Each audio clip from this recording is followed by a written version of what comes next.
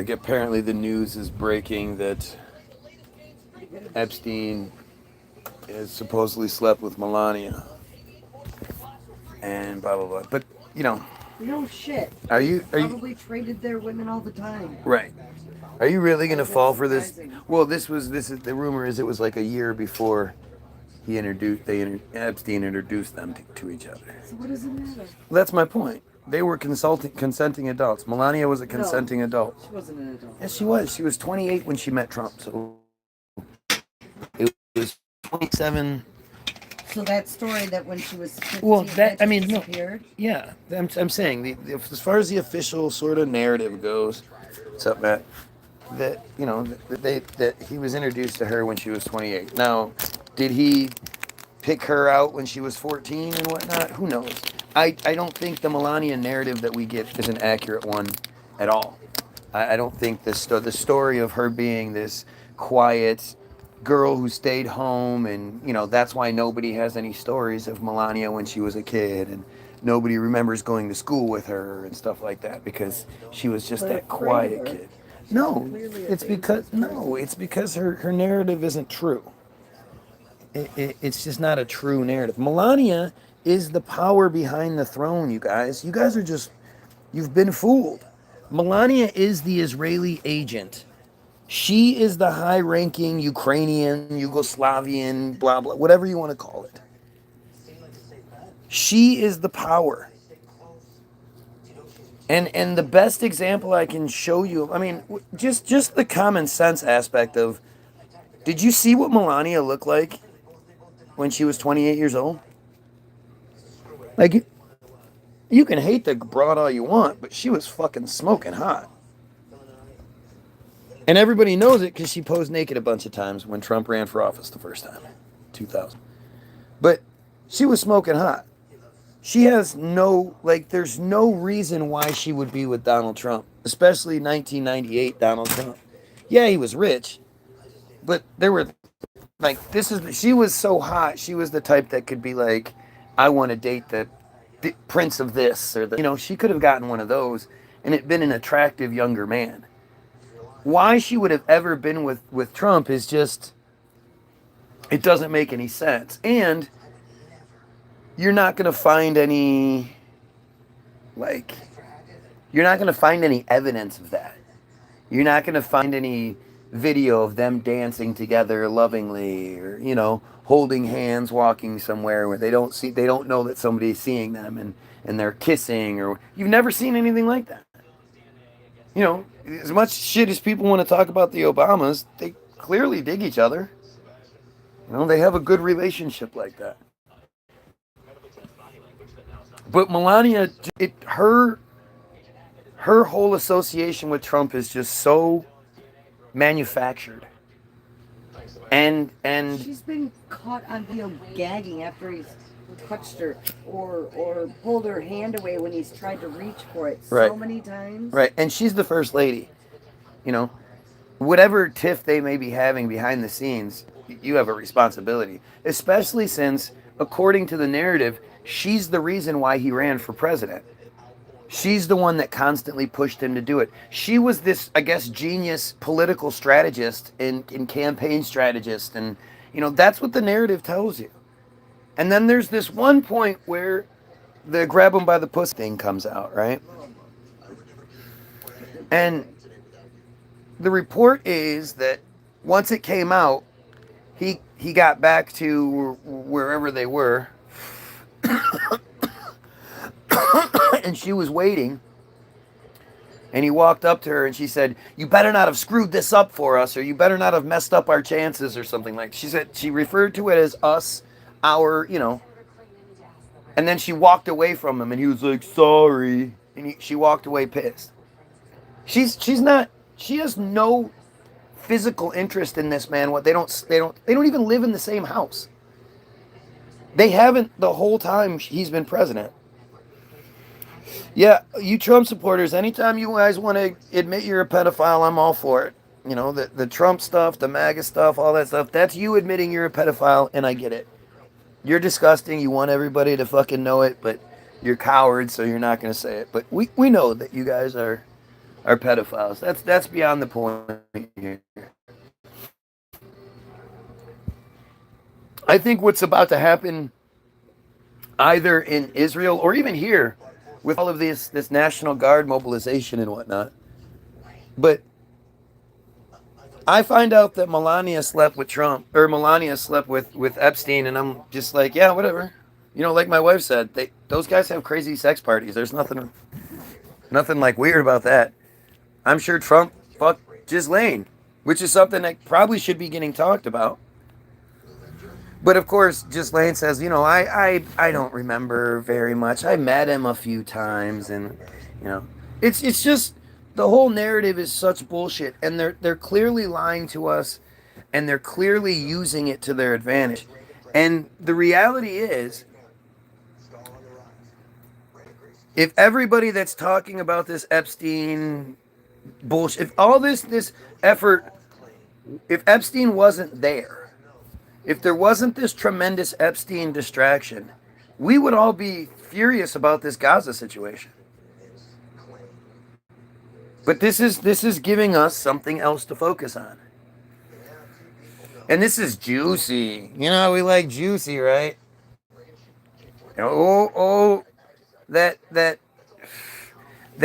player super pimp George Clinton or Bill Clinton, who's married to an obvious lesbian beard, got a blowjob from some Jewish girl.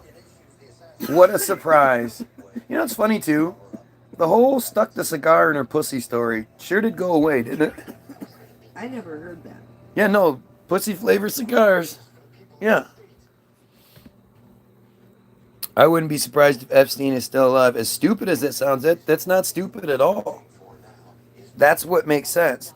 There's a guy online. He does. You can just put Epstein still alive, and it might come up on YouTube. But his channel is Scooper of Coop.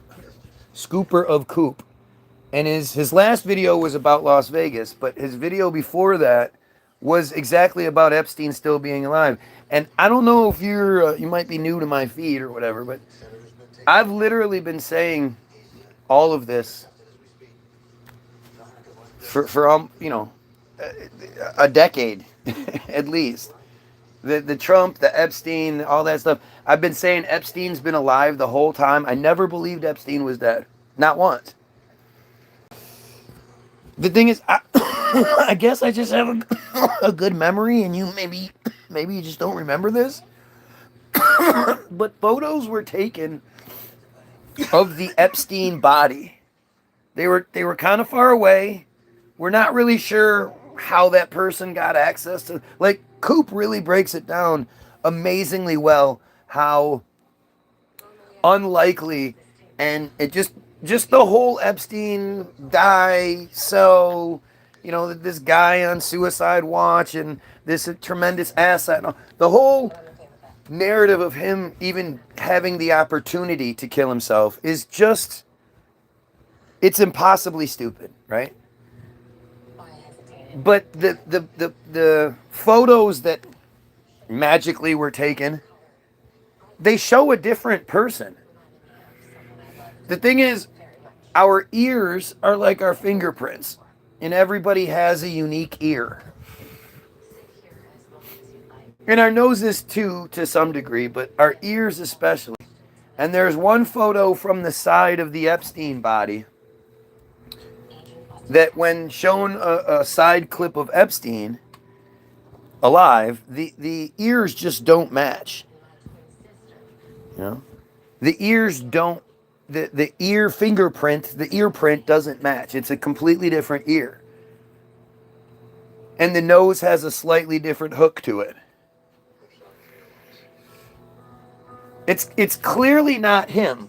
I mean, it's foolish to think he would have been killed, or even any, like, the only reason we know about Epstein is because the Jewish media wanted us to know about Epstein. Remember that. We would never have known about this shit if it wasn't manufactured and organized from the beginning. You know, these fucking guys get caught doing shit all the time. And Epstein wasn't famous. How many of you guys remember? I mean, maybe you've kind of heard it, but you don't really. The principal from Ferris Bueller, he's a fucking pedo and got like so many actual famous people have been caught in some way or another. And it maybe will be a little blip on the radar or whatever, but most of the time they just cover that shit up. Epstein wasn't anybody any of us knew. Yes, he was a big wig amongst the billionaire crowd that none of us are a part of. But if you would have asked me who Epstein was, 20 years ago, I wouldn't have fucking known. None of you would have. So for us to even have any idea, this guy gets caught and the sweetheart deal and all, that's all for our benefit. That's also this could just play out so they could set precedents, so they could, he was an operative. And it's frustrating to me because I do see a lot of people talking about this on YouTube and everywhere, really.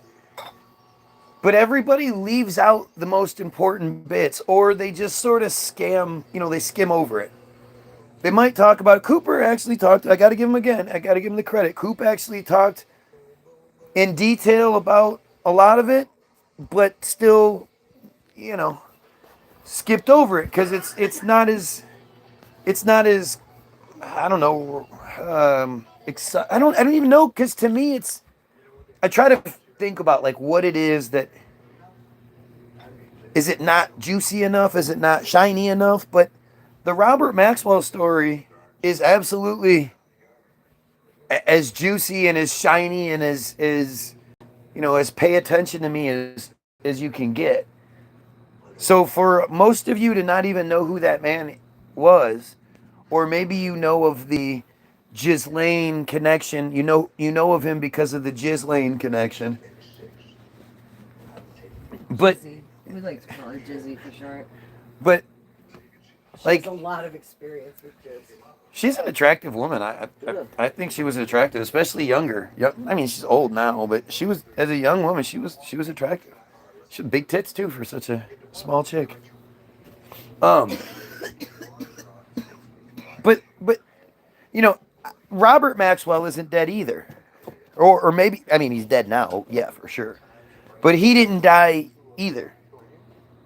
The narrative that Robert Maxwell fell off his boat in the ocean and his crew didn't realize it and drove off, and his body was found 10 15 miles or hours later in pristine condition with rigor having not even set in yet.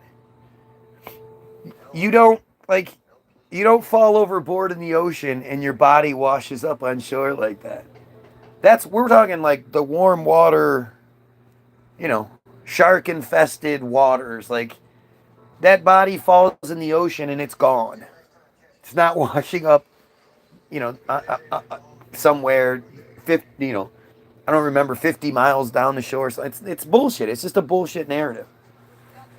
And he had a whole bunch of Epsteinish level, not the same stuff, but the level of crime, and he was in a bunch of trouble, and they just pulled their asset out. And then they arrogantly celebrated the profile, celebrated the idea of that by having Israel gives him the highest ranking funeral a military person could get.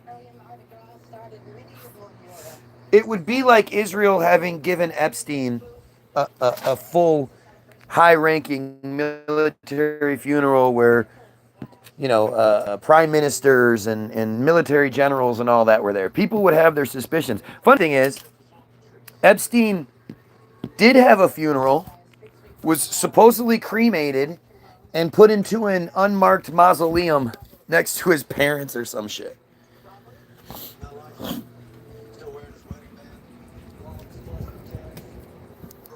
Like it's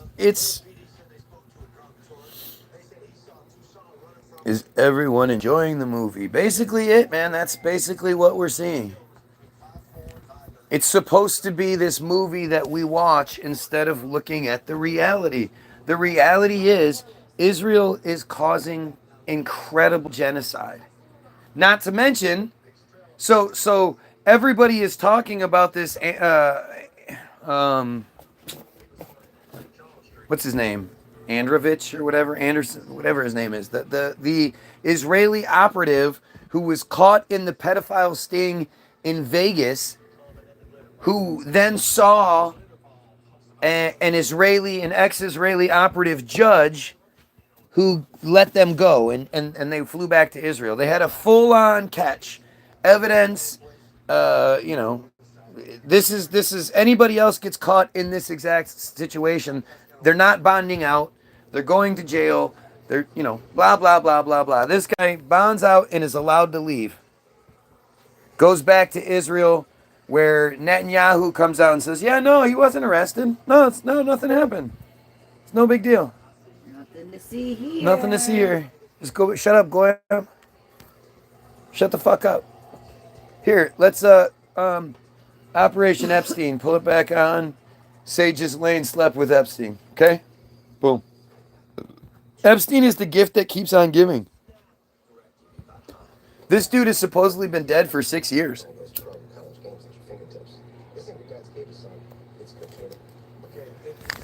It's because they were able to traffic to no one. Right? Like it's just crazy. Ghislaine is the only person to be in prison for trafficking to no one except for Epstein. The only trafficking she did was to Epstein, apparently.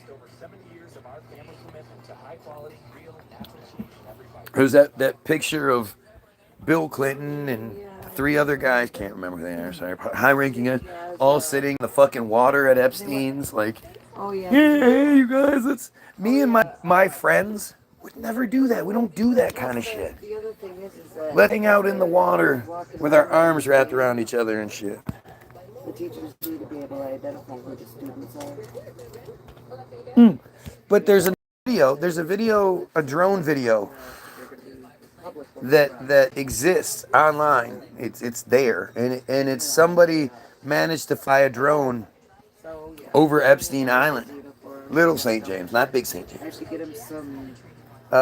Flew over Little St. James, and found that there was a big black guy on an ATV sitting there talking to a shorter, white-haired, brown, like light brown skinned, Epstein color skinned man who looks up, sees the drone, gets on his ATV,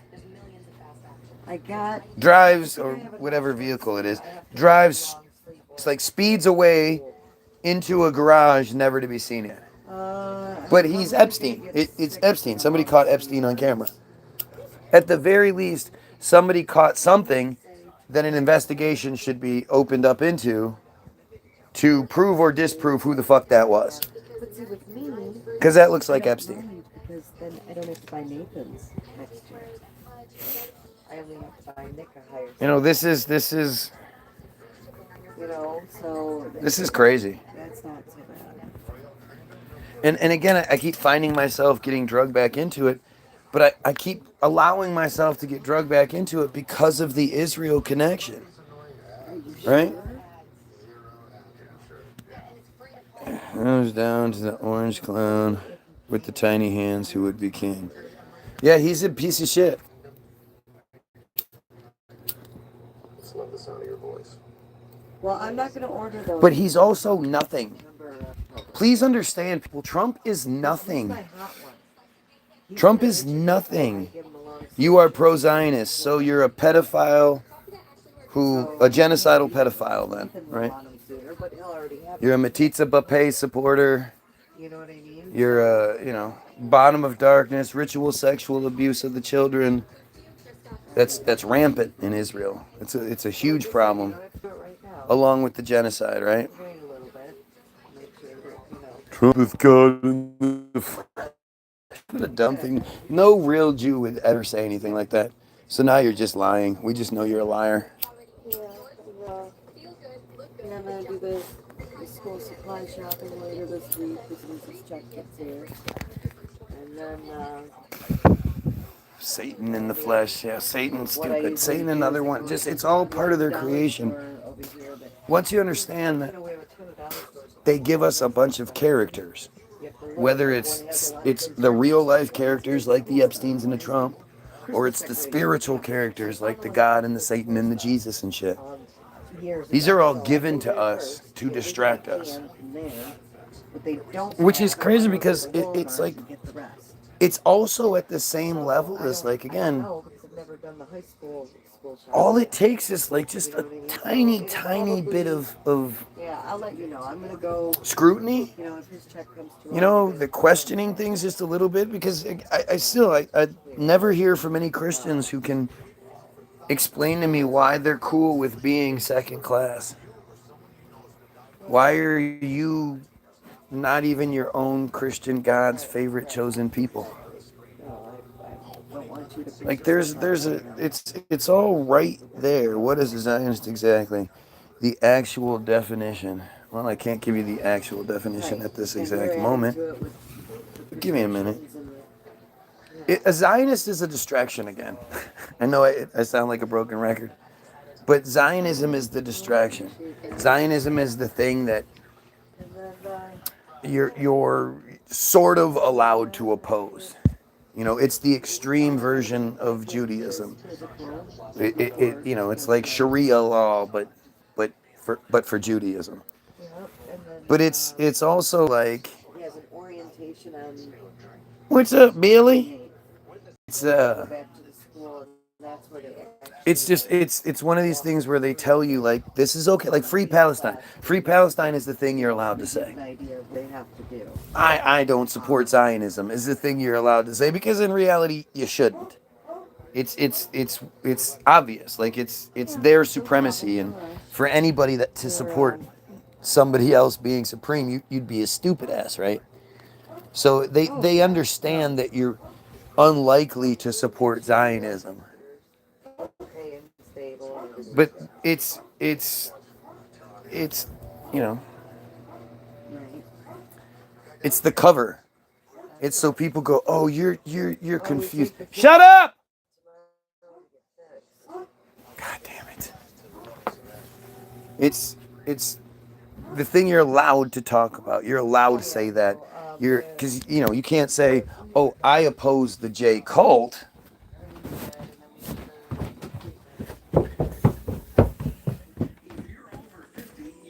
What do you want? What? The boys said they were gonna come back. Huh? The boys came in, but they said they were gonna come back. Well, you know them. Don't you have school tomorrow? Well, we're waiting for food. Huh? We're waiting for food. You're crazy. I don't know what they want to do. Sounds like they're just chilling out. Guys, see?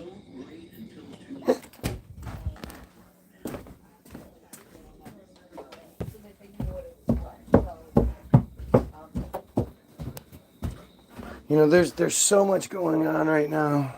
So much in the genocidal realm. Yeah, It's not the Zionists that are committing I genocide did all right now. that. I did all that. You know?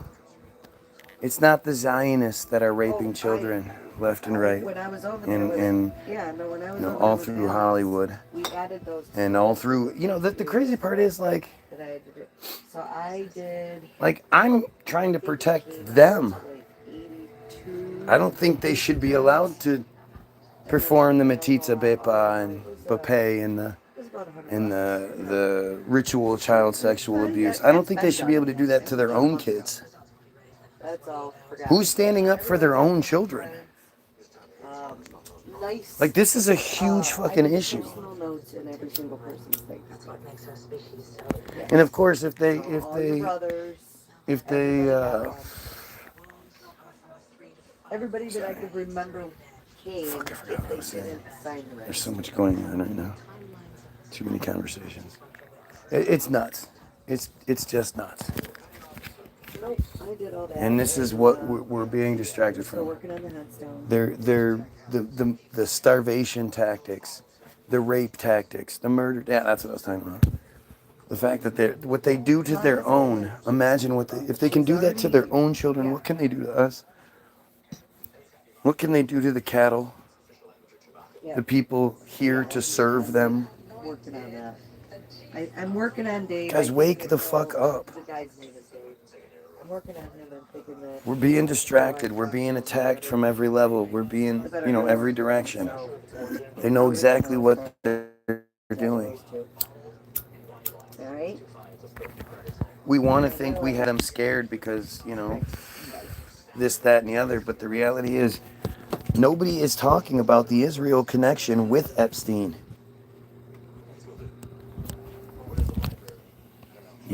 Nobody is making this obvious connection.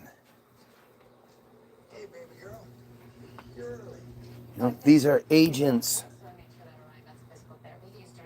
This is theater.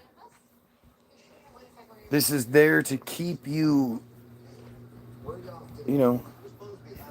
keep those blinders on. Because the you know why it works so well? Because it touches on the inherent need we all have to protect children. And so you say to yourself, yeah, I want the release of the Epstein list because I'm not a piece of shit.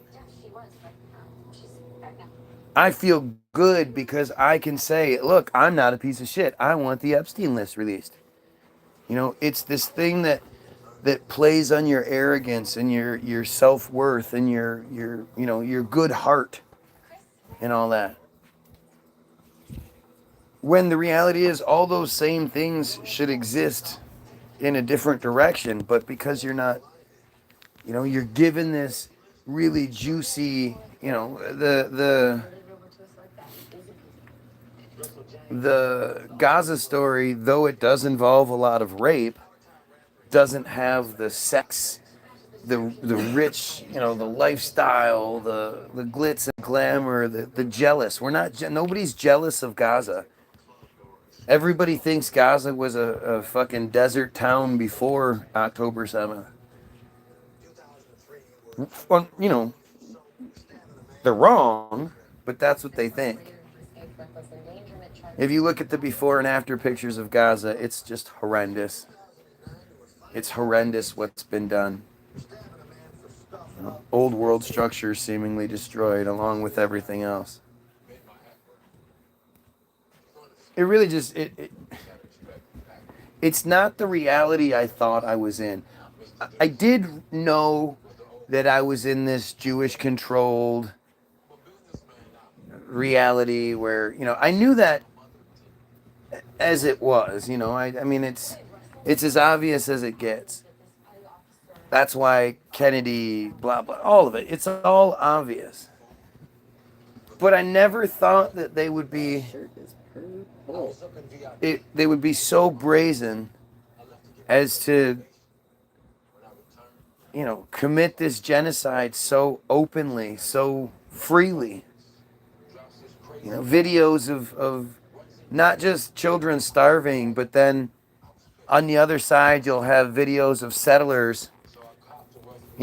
5 or 6 settlers are able to stop an entire caravan of fucking aid trucks because they sit in the road and nobody runs their cowardly asses over. Because I guarantee they'd move.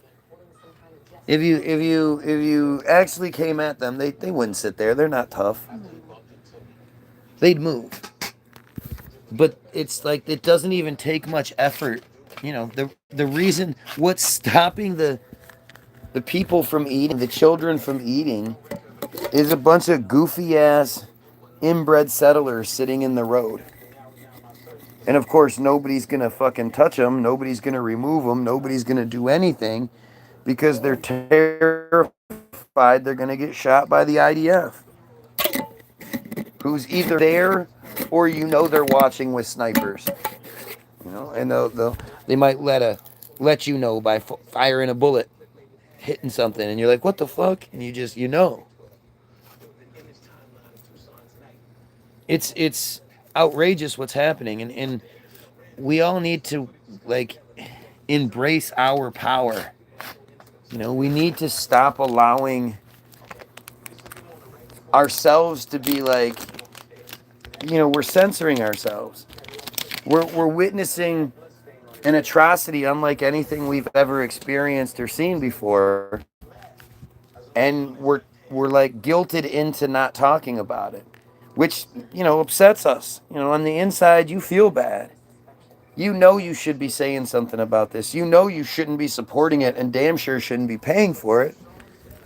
But you're also brainwashed into believing that you're not supposed to talk about the Jews in any sort of way, not even good. You're just supposed to be like, yep, they're okay. Everything they do is okay. I don't have anything to say. I don't want to get called anti-Semitism. I don't want to falsely get called anti-Semitic and not know how to respond to it. If anybody ever calls you anti-Semitic, thank them. Say you are absolutely correct. Or not, I'm sorry.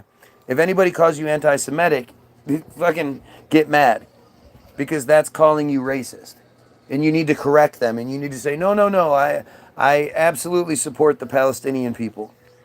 The only Semitic people in this conflict. Recent studies came out showing that Israelis, 95% of Israelis don't have Semitic blood, don't have Semitic backgrounds. They're all Ukrainian, Russian, European, American. They're all Ans. The only true Semitic people in this conflict are the Palestinians, who have just been brutalized start to finish from all angles. Like, it's amazing again how stupid people are thinking this shit started in October 7th. Thinking Israel is the victim in any fucking way whatsoever. No Israelis died on October 7th, nor were they taken hostage. It's just more bullshit. It's not real. It is not real. It's not real. Israel is not real in this. It's a fake narrative.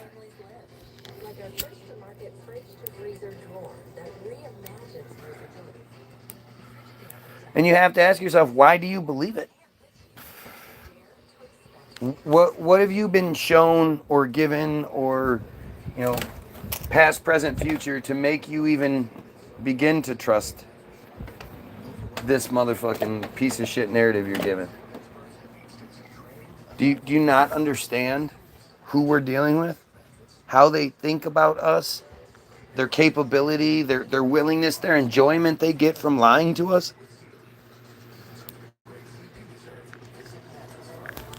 You're going to see a lot of this in the next few days, next 24 hours. Melania slept with Epstein. Melania slept with Epstein. And I said to you, so some consenting adults had sex. The people that are going to care about that are the ones who get upset to find out their spouse had sex with somebody before them. Unlike my wife, who obviously never did, but still. Look at the fucking dumbass that's God bless the Israeli. It doesn't even say his name. But this is the best inbred Israelis can do. What's interesting too is I'm not used to the nighttime shift. So this is the nighttime shift, and this is what they're capable of. And the truth shall set you free, so a lie will keep you chained. Well, my question is, do you ever hear me say any stupid sayings like that? If you were sitting here saying how much you love Trump, and would they still be doing this shit to you? Is it just no matter what it is that you're saying? For sure. Well, I mean, not if I love Trump, but because that's part of the problem. But if I'm talking about literally anything else, they still do it.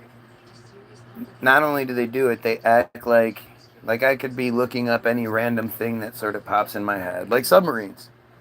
You wouldn't believe how many people every day try to be like, why don't you think submarines are? Try to bring the conversation back to submarines because they don't understand what titles are. And it's not like they could actually have the submarine conversation. No offense to you, but prior to that day, me reading submarines, what did you know about submarines? We learned in school. Nothing. You didn't learn about submarines in school. There was no lesson on submarines. We learned what they were and the general idea. The general idea of it, but like anything other than that, you never learned any history. No. You never learned any And if we did, if mechanics it was behind it. half a paragraph in the history, I don't fucking remember. Oh, that. look, because you know what happens when you fly the pedo flag, you get removed. So you fly the pedo flag. 6 months ago, 5 subscribers. Pedo flag. Goodbye, pedo. What'd you say? I said, I mean, if there was a half a paragraph on, anything about them, I didn't pay attention. You know what I mean? Like, Right, of course. oh, the so-and-so discovered the first one, and then they move on from there. I don't know. Maybe they did. But it was not significant. No, you heard about the German U-boats? I mean, sure, That's it. The first person that manned one, I'm sure we learned about. Don't remember, don't care. I just... Yeah. I'm sure maybe you're probably right. There was a one-day lesson on it, and you were busy talking to your friends anyway, so you just wrote down what you needed to. But the turtle. Wasn't a one day. I'm just saying if there was. No, I'm sure. I think it probably was. One day they talked about that one submarine that failed. It's not like it's a story worth talking about. No, it was definitely something that was insignificant and passed over. And it failed. Right. So you wouldn't spend a whole bunch of time on it. There's not a narrative to talk about. I'm sure then it segued into which led to the submarines that they did use. It doesn't. Whatever. It didn't. I would remember that. That is the part where I would no. Nobody. The point being, nobody knows about submarines. Nobody knows about the James Webb Space Telescope and the Lagrange points, and the Christians. I don't know what they're teaching now. But the Christians don't know about their own Bible. It's amazing how often I talk about the Bible, and there are people who come in here and just make up their own version of the Bible to fit but they don't actually know their Bible. Explain shit to them. They're regurgitating. Pray Netanyahu wakes up with a stroke. Wrong pray, but yes. They're regurgitating what they're being taught about the shit. They literally call Jesus a monkey, and yet Christians still kiss his feet.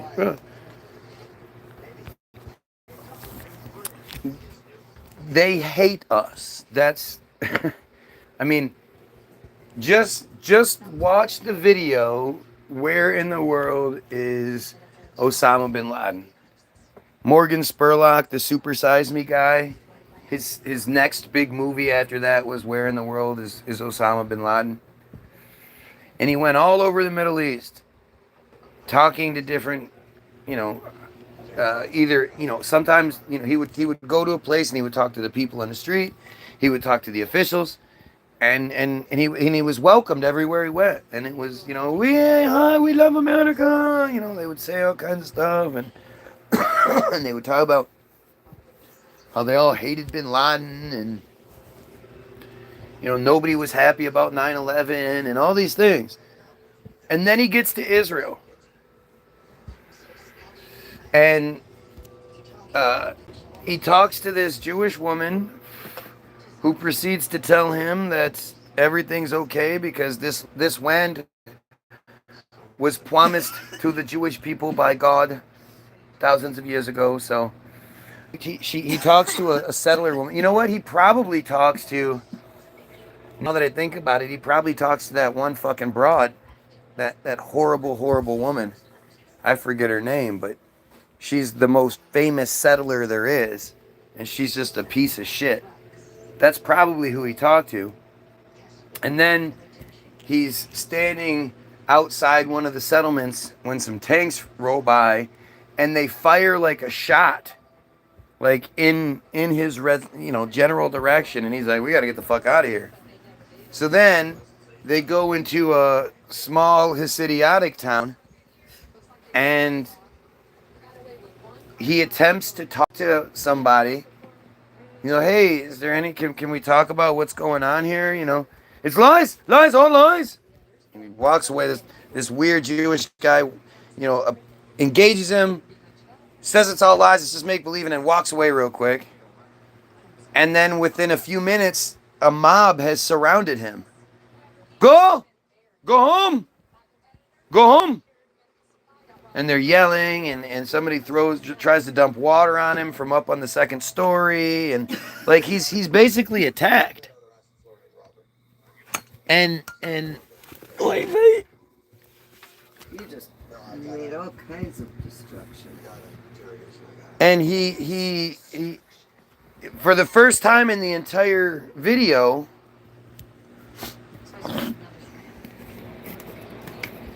the heavily armed security that's apparently been with him makes an appearance. And he's like, look, we got to get out of here. They're forming a mob. They're coming to get us. So we got to go. So he was in this little Hasidic town for like 5 minutes. Can't stop saying that. I almost said that the other day. You should. It's exactly what it is. It's Hasidic. Oh, there's a Rick Steves. He's a PBS guy who does all this travel bullshit. And he made a point to go to Iran. And he did Rick Steves Iran. And he did a whole series about being in Iran. And he was like, yeah, there are some government restrictions. And you can feel oppression. But it's the same kind of shit you would feel just about anywhere. But the people he came across, they were all great. They all loved him. They were all happy. They didn't have nothing bad to say. Like, it's just not what you think. It's not what you've been programmed to think. None of it is. That's the fucked up part. They hate you. They hate us.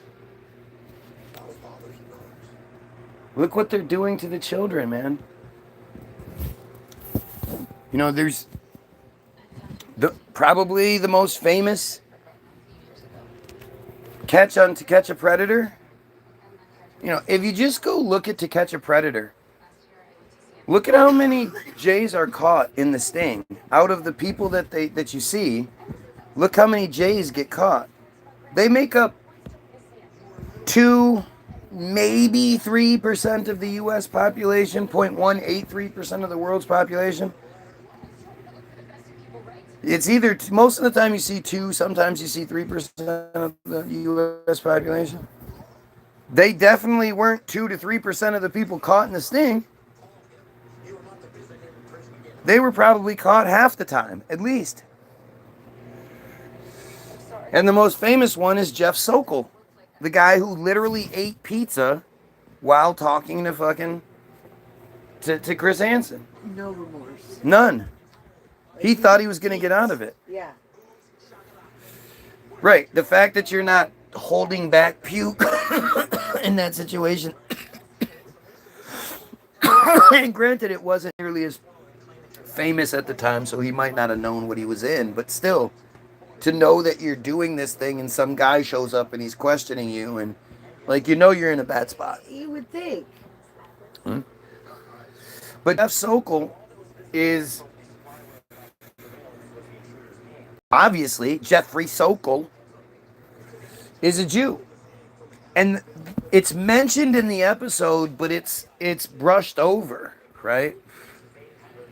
But one of the things that he was really trying to push in the episode, and they brought it up, was Chris was like, and what's this about a marriage contract?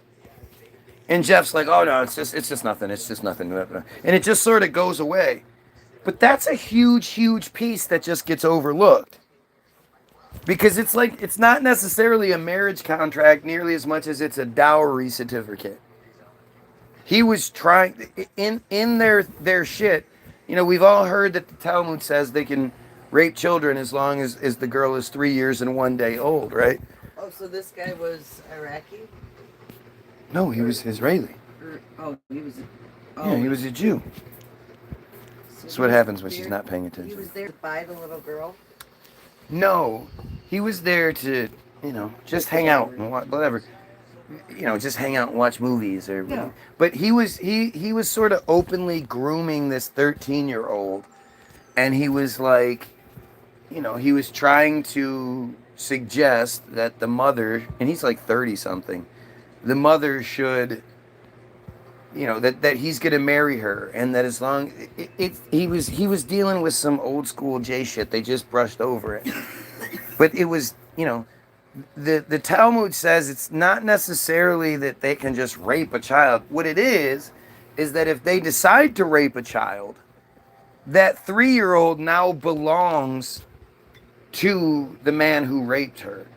And it's sort of like a wife. Like by the time she gets old enough, then she'll be one of his wives or his. But she probably won't live that long.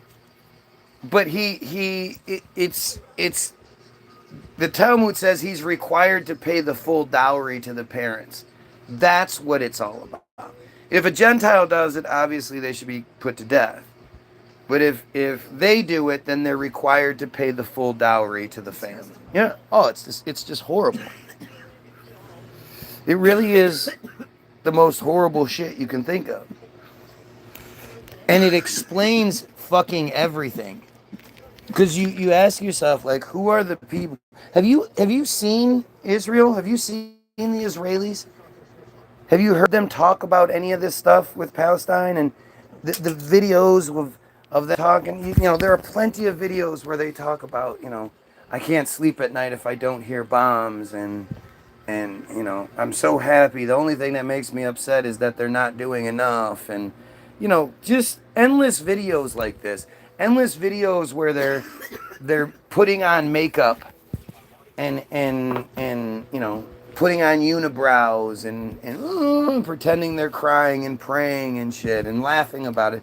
There's one video where there's this guy and he's next to a lamp and he's pulling the light on and off. And then he goes over to his faucet and he turns the water on and off. Like, haha, we have electricity, we have water. What the fuck does that? Oh, it's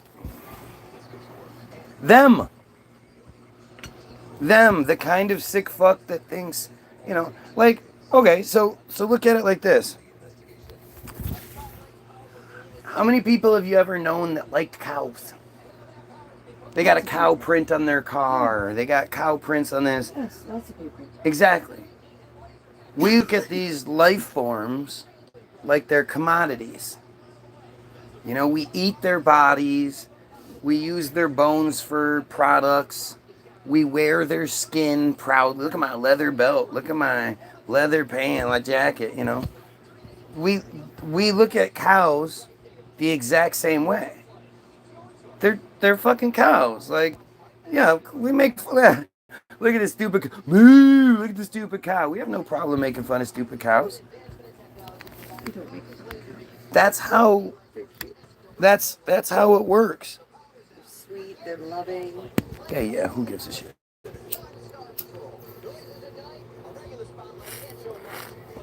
That's,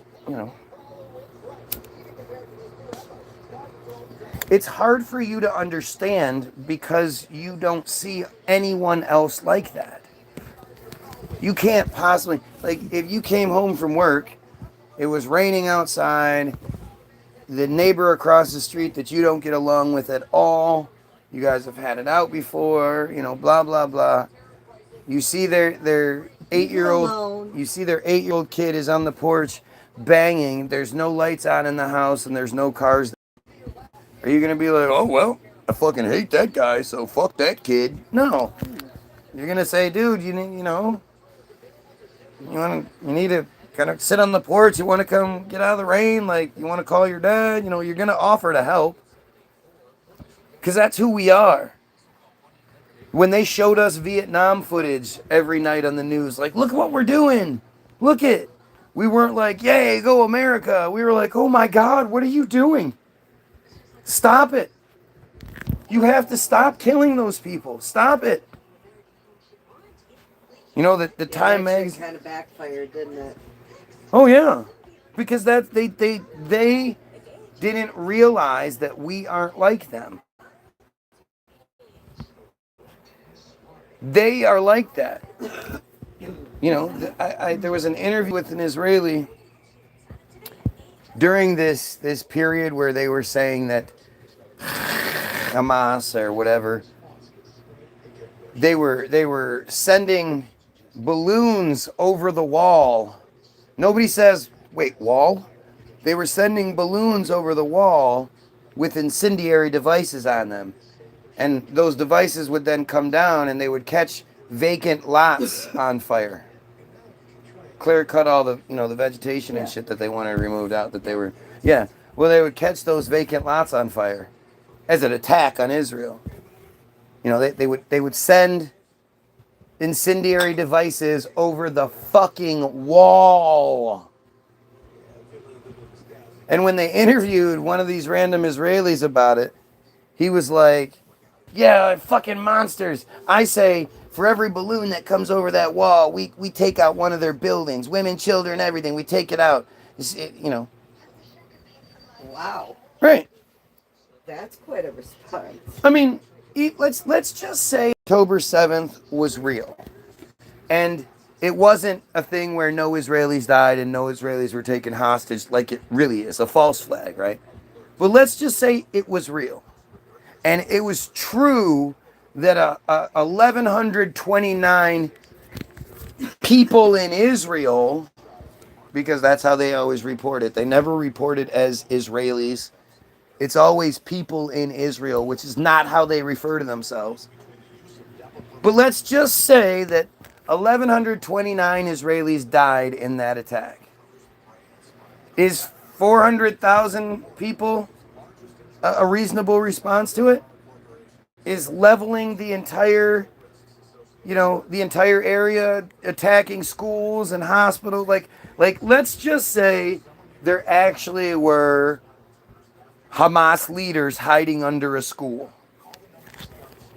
Is the only way to deal with that by dropping bombs on the hospital or the school? They can't kick in doors? Maybe they need some training. Oh, we have God style here. God bless you. Go fuck yourself, you piece of shit. I fucking hate people like you, man. You arrogant pieces of shit. You think you know? God loves me, huh? What about all those Palestinian children, Christian Palestinian children, who are not only starving but having bombs dropped on the tent that they live in now because their homes and their families and everything else were already bombed to bejesus and they were, quote, lucky enough to survive? What about them? What about all the children in the church consistently getting raped? Does God love them too? Jesus love them? They didn't tithe enough. Motherfuckers. I swear to God, They needed to tithe more. that fucking, that arrogant level of stupidity. And of course, you ask this piece of shit, ask this person who literally identifies themselves as God style. That is their profile name. Ask them, why do you think that Christianity is true but Islam isn't? How can you debunk Islam where the Quran, every version ever found from as far back as they can find it, apparently, is the exact same? Whereas we all know that the Bible was rewritten a bunch of times. So how do you know the Bible's true, but you know, Hinduism isn't true? Buddhism isn't true. How do you know that on some fucking island somewhere isn't the true religion? How do you know? Have you debunked them all? Can you prove Christianity literally in any fucking way? I see Jesus in my life every day. Jesus answers my prayers. I pray to Jesus, and yeah, it's just like they don't even realize how arrogant their responses are. That's the They really they'll say shit like, "Oh, I see Jesus in my life every day." Okay. So again, why don't the Palestinians get to see Jesus? That's literally where Jesus is from. Like, if anything, Jesus was a Palestinian. Are you telling me he's busy here in the United States? No, Palestinians are Christians, right? No. They're Jews as well? No, some Palestinians are Christians. Some, the majority are Muslims. But I mean, it's like, okay, so there are multiple versions of Palestine. There's the Palestine from after. Okay, so there's the World War One, the Balfour Declaration, World War One, which World War One establishes British Mandate Palestine, and that makes the British in control of Palestine for some fucked up reason. And so for the next 30 years, the Palestinians became completely reliant on the British. They didn't need to have a military. They didn't even need to have a government. The British took care of everything. You know, the British, they were protected by the British of all people. Like, they had nothing to worry about. And then so then you have the Holocaust, which gives the excuse now. So because of something that supposedly happened in Germany, hundreds, 1,000 miles away, the Palestinians are the ones that now have to pay for it. And so the Palestinians initially are given it's the partition, it's the Gaza or the Palestine partition of 46 or whatever, where they're given the option that the Israelis are going to take 56% of their land. And then they get the 44%. So take the deal. And of course, they're fucking unreasonable. They're ungrateful. And they don't even take the deal, right? They're not like, yeah, we'll give up 55% of our land. What the 56% of? What the fuck? You guys deserve it, right? We've been living here for hundreds, thousands, whatever. But you guys want this paradise now? Yeah, it's all yours. You guys can have it. It's all we didn't even like it here. We didn't even like it. That's what they were supposed to say. But they didn't, obviously, and because they didn't, they ended up losing between 86 and 90% of their land in response. So That's so fucked up. In May of 1948, May 15th, it's considered the Nakba, the catastrophe. And that's when, so they say that like the Israeli forces took over. So the first town to fall was the town of Acre. Now you have to look up Operation Cast Thy Bread, because Operation Cast Thy Bread is when Israel poisoned the water systems, remember? So Operation Cast Thy Bread came down from the Israeli prime minister, like the guy who would be prime minister himself, Ben-Gurion or whatever, and other, that they initiated Operation Cast Thy Bread in Acre a few days before they took Acre. So they got everyone sick. They make it sound like the Israeli forces just came and took Palestine, right? But Israel didn't exist. So how could Israel have forces? What military could they possibly have? What any sort of what vehicles, what weaponry? They don't exist. So basically, they just turned the British around. Just before May 15th, the British pull out. Say, okay, we're not going to, out of the blue, they're just like, all right, we're out, we're done. And again, instead of pulling out, they just turned them around and had them execute said Nakba. So then you have this Israel, these lines that are drawn for Israel at that point, which gives them 86% of the land or some shit. But then there's the 1967 war, where it's expanded even more. So as far as like what is a Palestine? What do you even? How can you even? Technically, gave them the 44% or 46% to begin with? Who? The Palestinians? The Israelis. The Israelis. See, your head wants you to make it reasonable. You No, said the they got- Israelis were going to get 56% Oh, of the you land. said 46. No. I was wondering what the No. other 10%. The Because I said to myself, 44%. 44%. No, I said 56%. The Palestinians were to get 44%. Right. Right. Israelis got 56% of it. So who determined that to begin with? They. The U.S., like it was. But see, now, this is where you go back even further, because it's actually much deeper than that, because you have Theodor Herzl, who is known as the creator of Zionism. See, I believe Judaism was created in the late 1800s, early 1900s.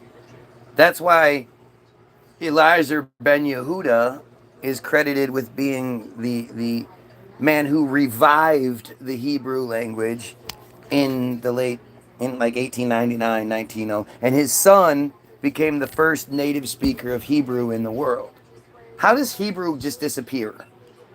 It's Hi, supposedly baby. it's supposedly all over all these scriptures and all this other shit. How did Hebrew just disappear? He's also known as the guy who invented the first Hebrew dictionary. So again, which they admit they needed to supplement for the deficiencies of the language by using Aramaic, specifically Arabic, to compensate for all the right. So how does that even work? Does that even make sense? And it just so happens that if you hold a mirror up to Hebrew, it looks just like Arabic. Go figure. But you have Theodor Herzl, who in the late 1800s, had something called the Uganda Scheme proposal was created. So the first Zionist conference was held in like 1894 in Switzerland. So in Switzerland, 260 some delegates from 17 different countries, Jewish delegates from 17 different countries, came to Switzerland to have the first Zionist conference. 1894. Because, in 1894, the travel was really good. You could just go wherever you wanted. Just think about the logistics behind that. So Herzl has to go to Switzerland. He's not from Switzerland. He has to go to Switzerland, secure, okay, this is the building that we're going to rent for this event that we're going to have. We plan on having, figures out how many people, it has to be staffed, food, everything has to be figured out. So then he has to send out the invites via the fantastic mail system that had to exist in 1894. The pigeons. Send this out to 17 different countries, 200 something delegates throughout those 17 different countries. They then have to RSVP. That then has to be relayed back to the fucking Switzerland place, so they all are prepared. And then, I don't think RSVP was a big thing back then. It had to If be. you were invited to something like that, it was known that you just go. No, I mean, there would be all sorts of reasons. But even then, still, how many weeks in advance would you have to even send the invitation for it to be able to travel to all these? Like, think Pigeons about are really that. fast. Think about how ridiculous that is. And then again, they have to confirm that they're going. So there has to be some sort of communication back to say, yes, okay, we will be able to make it there. We're not having some sort of crisis. No, people always have crises and funerals and all that. This is the first Zionist conference. It's not like, whatever. So then, at what point do all these people have to leave? How many months do they have to travel by horseback to get to Switzerland and then bypass all the mountains and shit to get to Switzerland? Like, what travel is so... And then, so then they all come in on their horses. Where do they park their horses? In the horse parking lot? And then stay at the hotel? Stupid. Fables. That if you go look at the building that was used, of course, is one of those opulent, how the fuck did they build that buildings? And then, of course, there were all sorts of how the fuck did they build those hotels everywhere. But just think about just the logistics of this whole thing to begin with. And then by the 6th Zionist Conference, they have something called the Uganda Scheme proposal, where they were proposing that a huge portion of Uganda was going to be given to the Jewish people as a temporary homeland until they could take over Palestine. This is in 1900, like 1903, whatever. The stated purpose was to take over Palestine. They just didn't know how to necessarily do it yet.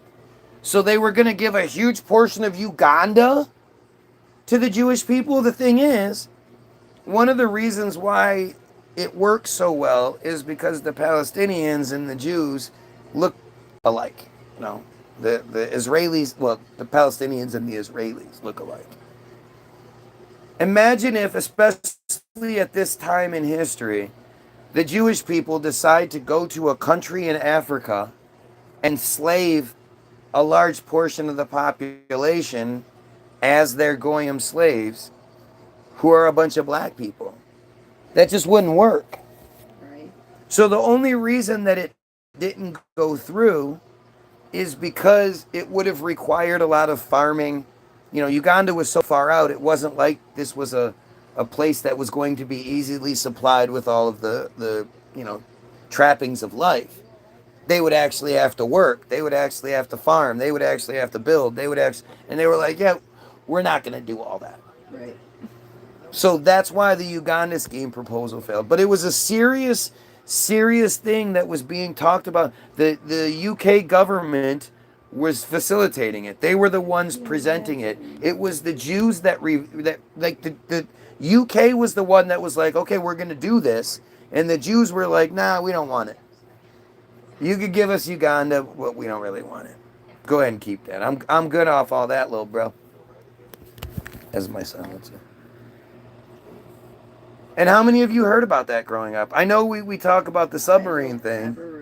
But do you ever remember hearing that a portion of Uganda was almost given to the Jews as a temporary homeland until they could take over Palestine? No.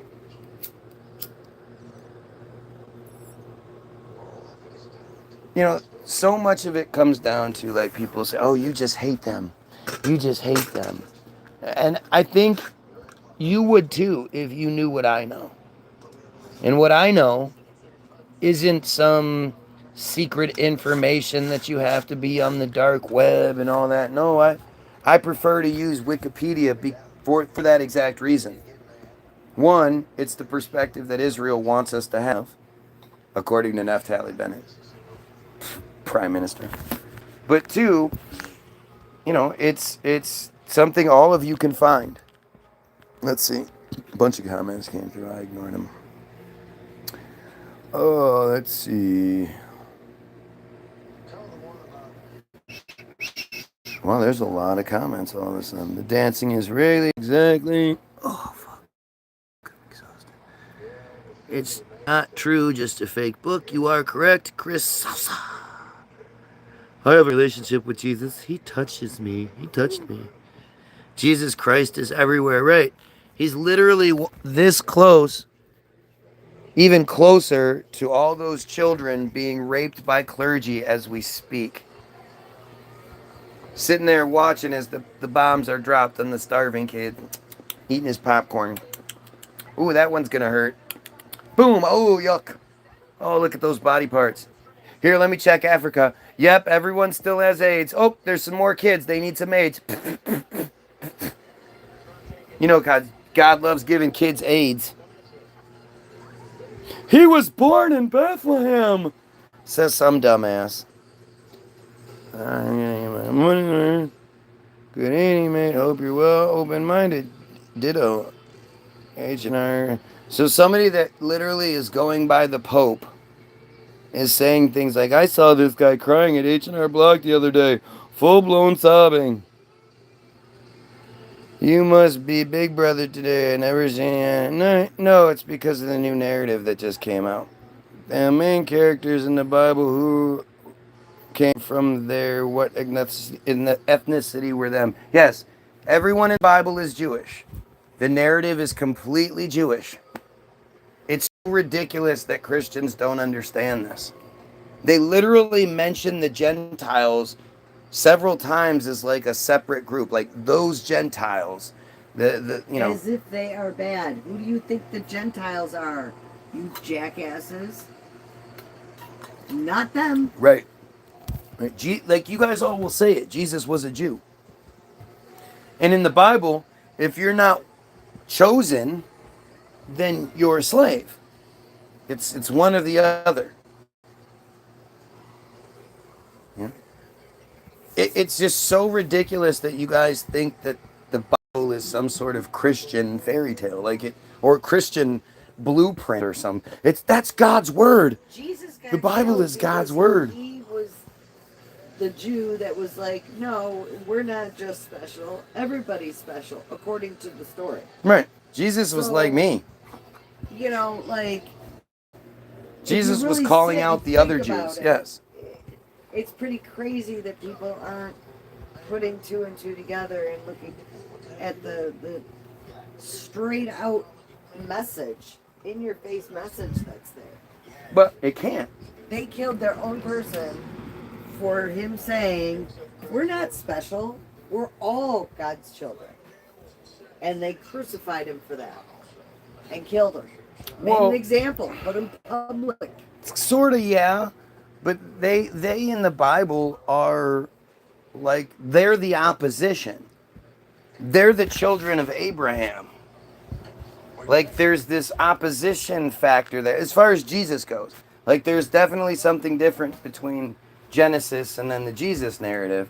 But like this is, they're in, Abraham's the reason why we circumcise. Because God had Abraham built one of those magic God phones that only they could build. And God was like, hey, I promise to never destroy the earth again as long as you guys circumcise yourselves and your slaves. And if you do that, I'll show you rainbows as my promise to never destroy the earth again. And so then they'll be taken from you. Abraham was like, then the gay people will get them. So Abraham was like, okay, cool.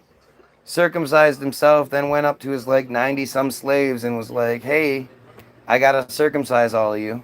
And they were like, okay. And then Abraham went to the town meeting, was like, hey, everybody, built a God phone. God said we all gotta cut the skin around our penis and put it in a little bag. And everybody was like, okay.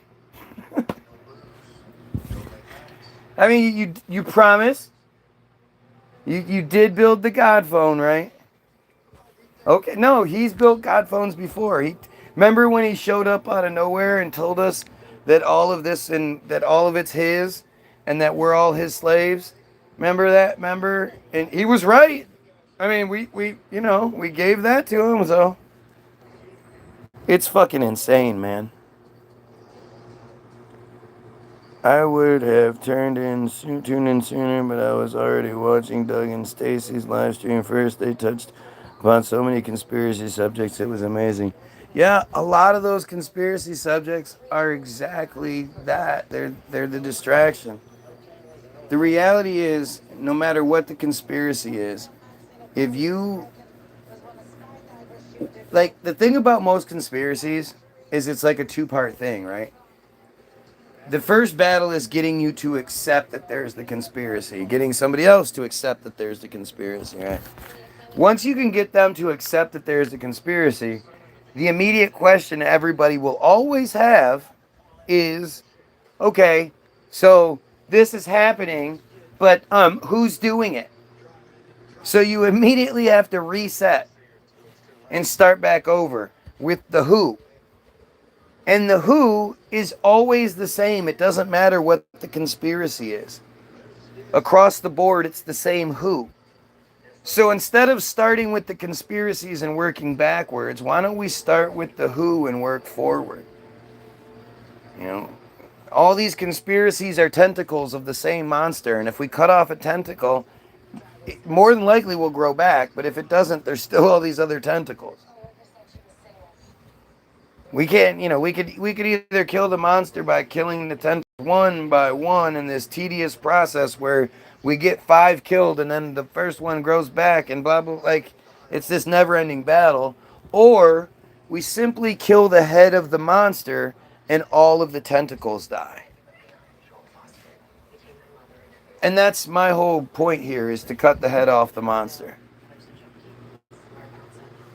Oh, they mentioned the Bible is a Jew book too, but I agree with you 100%. Right. So that's what's unfortunate. Like, I know a lot of these people mean well and all that shit, and they find themselves, one of the hardest things to do in all of this is to really accept the fact that you don't want to be the arrogant prick everybody is. Because, these same people, I see this a lot, like Coop. Coop is a great example of it. Coop absolutely makes one of the best videos I've seen about Epstein being still alive. Makes another great video about the Vegas shooting. Meanwhile, he believes in Jesus, prays to God, this and that and the other, and knows for certain that the earth is not flat. And it's like, this is where arrogance always comes in. Because you're literally saying that you are smart enough to decipher things. That the same system that tells you Epstein, there is no Epstein list. Epstein died. Trump didn't do anything, blah, blah, blah. You go, no, that's not true. I can see a lot of holes in your story, and I just don't believe it. Yet when it comes to something like the earth shape argument, you just dismiss it. You haven't actually looked into it. You can't debunk it. Nobody can prove the earth is round. I already know you can't. There is no, there's nothing you can prove it with. There's no examples you can show. And for it to be something as simple as, is the earth round or flat? Like, if the earth was really round and spinning at 1,000 miles per hour and traveling through spaces and blah, blah, blah, all these things, it wouldn't be that difficult to prove it. Take a fucking picture. You got all these satellites flying around, have them take a picture. It doesn't work that way.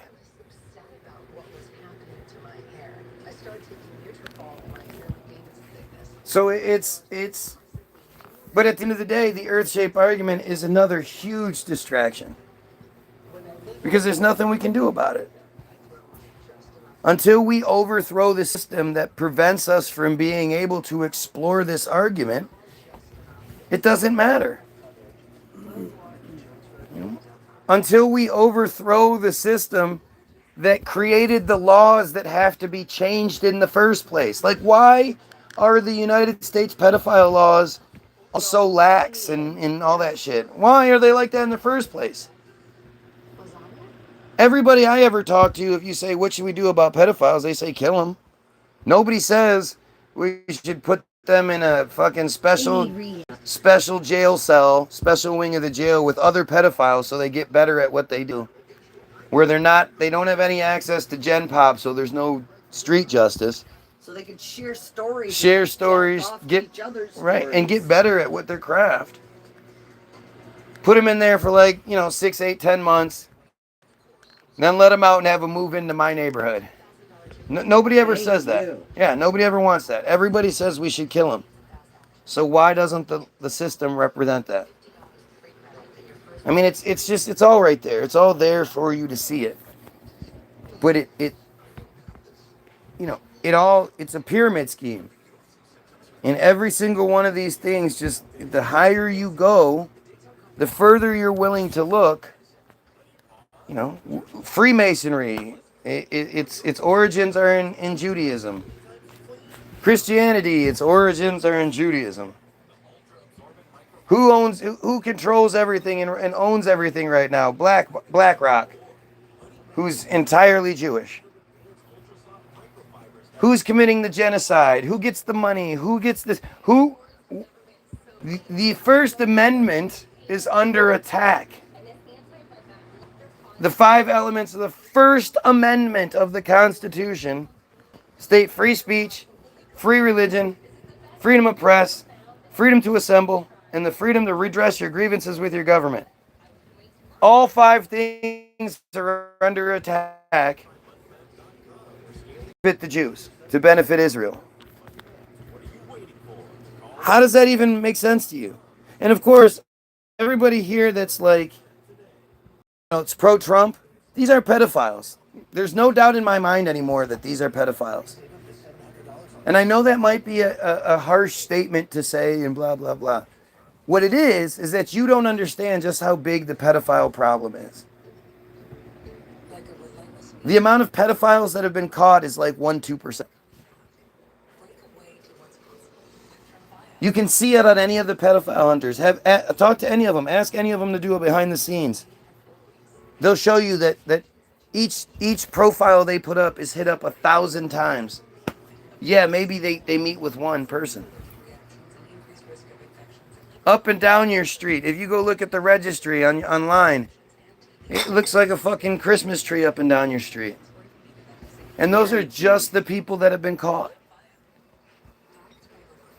There are a lot of people that'll be like, oh, well, I've never actually touched a child, so I'm not a pedophile. I just look at videos and shit sometimes. No, you're a pedophile.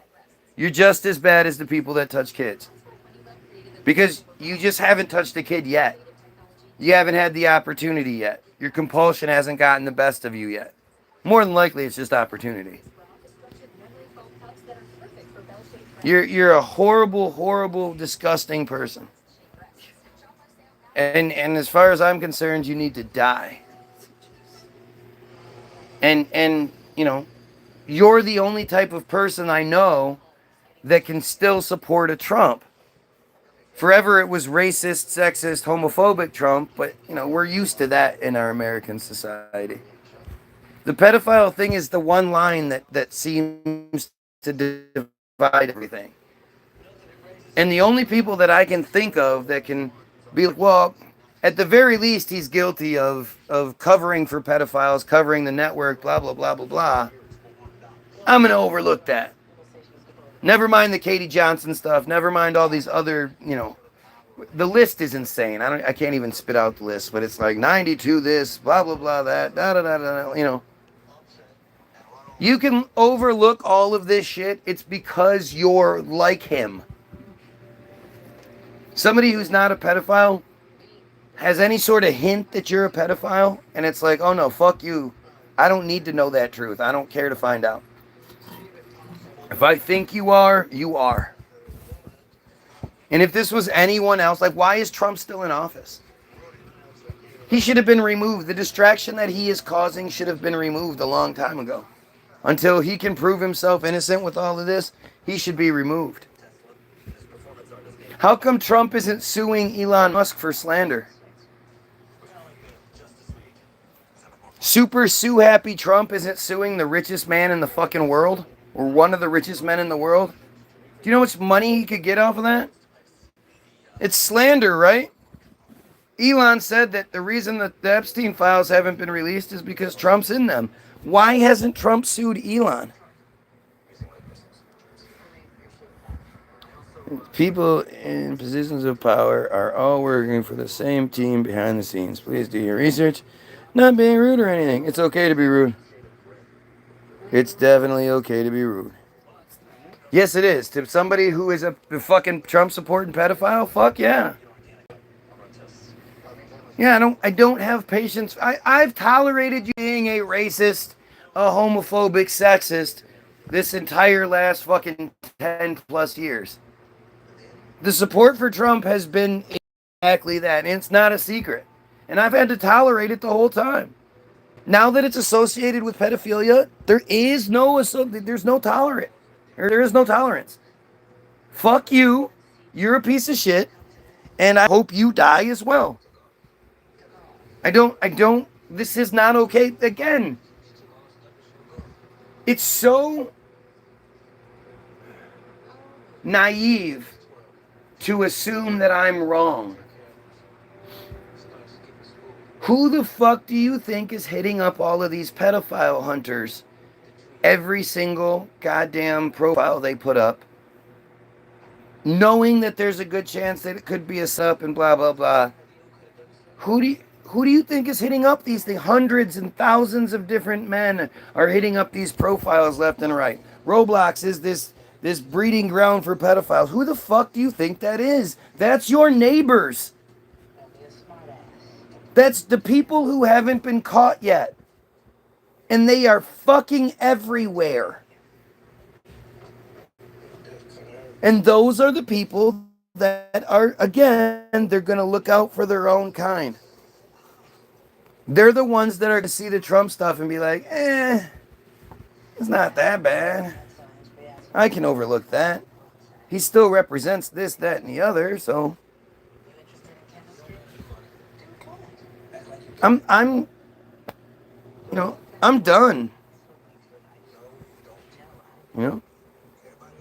You want to be some vocal Trump supporter who fits a fucking narrative? And then you're allowed to be that, but I'm not allowed to think that, hey, maybe you probably have a search history that you don't want people seeing, or some folders on your phone or your computer that you wouldn't want people looking at. You don't like that association? Oh, I'm sorry. Don't associate with a fucking pedophile then. We had COVID to cover up Trump, Epstein, Israel pedophile stuff. That shit was on the verge of really getting exposed, especially with Prince Andrew slipping up like he did. Remember, Epstein died August 10th, I believe. Yeah, August 10th. He died. Didn't die. The death happened August 10th. The military games in Wuhan, China were a little over like a month later, and I think it was September. I'm fucking rusty on that one. The Andrew thing was, I believe, November. And the first case of COVID in China was December 1st, obviously. How did Andrew get caught again? Andrew was, he didn't get caught. It was just the association.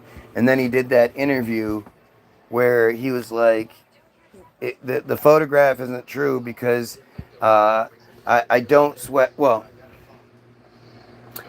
at the time, I didn't sweat because I was involved in a shooting and I got away. And at the time, because of the rush of adrenaline, I don't sweat anymore. Or I didn't sweat at the time. I sweat now, but I didn't sweat anymore. And of course, the news reporter, who's like this well-respected journalist bullshit, wasn't like, yeah, that's bullshit. We actually have pictures of you from that same time all sweaty. And regardless of whether we had pictures or not, that doesn't happen. Sweating is a thing we have to do to survive. It's how our bodies cool themselves off. Yeah, no, that's not true. But it was that interview, that pompous ass interview he did, that really put him in hot water. When you have released the files, Brandon would have released the files if he could have hurt Donald Trump. It's nice that there's less trolls in the chat tonight. Kind of refreshing, actually. Yeah, it's alright. I don't know who Brandon is.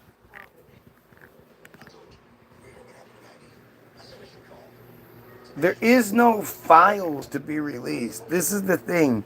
These Epstein files. The big find with Epstein were the tapes. The DVDs, the DVDs, the VHS tapes, the fucking flash drives, all the different things that stored information that were found inside the safe inside the secret control room, inside of each one of his mansions. They found the tapes, and on the tapes, it would say the famous person's name and then the victim's name. And sometimes it would even have the age of the victim on there. That's what needs to be exposed. I don't care to see the tapes, but see, that's the issue, is who is trustworthy enough to have access to those tapes to know that they're going to tell you everyone that's on them. And that's just, again, it's just like this weird little thing, because in reality, most of this is the one crime where there's no evidence. There's no evidence of rape. Especially if there's any sort of time that passes, or, if somebody has calendars that say I didn't rape somebody on this day. But it's this one crime where you just sort of have to trust people. And there are ways, I'm sure the victims can describe things that only they would know, but they would still be able to get away with it because these guys are famous. And I bet if you dug deep enough, you could find somebody that slept with Trump and get the details of their bodies and shit, of his body and shit. What you want, boy? It's downstairs, dude. Pink one that mom gave me? Yeah, it's downstairs. Yeah, it's down by the side of your bed. Then Yes, it's in the kitchen, maybe. Shut up, woman. I had to charge the phone last night, dingus. Prince Andrew excuse was absolutely ridiculous. Yeah, it's all just bad theater. I didn't sweat at the time, yes. Because if you get that condition, it suddenly goes away. Well, and he's like a profusely sweat guy. Like there's plenty of pictures where he was dancing or whatever, and he's just sweat all down the chest and armpits and shit. Gross. And that's what she said. Like, he said he was a disgustingly sweaty pig. And that's why that's why it came up. Because she said he was disgusting and sweaty, and he was like, no, I don't sweat. Yeah. Didn't sweat at the time. Haha. No sweat. Yeah, makes sense, right? Okay. But the whole thing is just that she ends up committing suicide a couple months ago. The whole thing is just fucking... It's just ridiculous, man. It's just ridiculous. And like I say, they're gonna bring a new distraction into the fold. Melania slept with Epstein, and literally, it just means nothing. It's actually less important than, people love to be like, you can tell America's racist as shit because based on something Joan fucking Rivers said, everybody to this day still just insultingly says Michelle Obama is a man. And it's all because of Joan fucking Rivers, who was going in somewhere. I think she was going into her the plastic surgery in which she died, or maybe it was later, I don't know. But somebody asked her about Obama, and she said, oh yeah, everybody knows he's gay and Michelle's a man. Because, she's super funny. She's always been super funny. She wasn't funny at all. None of them are. It's a really, specific sense of humor, and it's just not funny to me. It's very Jewy. It's like watching musicals. It's just not. And what's up with the airline food?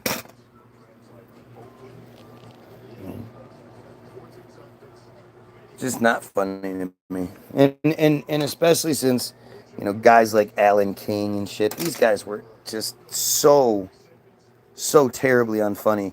And it was like, they told jokes at their bar mitzvah, and Uncle Morty saw them and was like, oh, you could be a comedian. Let me make a couple of phone calls. They didn't have to work for it. Sup, Cliff?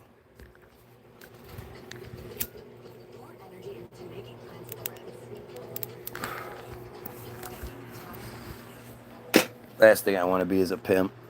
Pimps are horrible people. I know you mean it in a Slang kind of slang way. kind of way, but again, the glorification of pimps in the black community. Who do you fucking think did that shit? Why do you think it's that way? Why do you think one of the worst characters is considered a hero in the black community? And really, in a sense, to the Bruh. white community too. You know, Bruh. black culture has been in control of white culture for such a long time.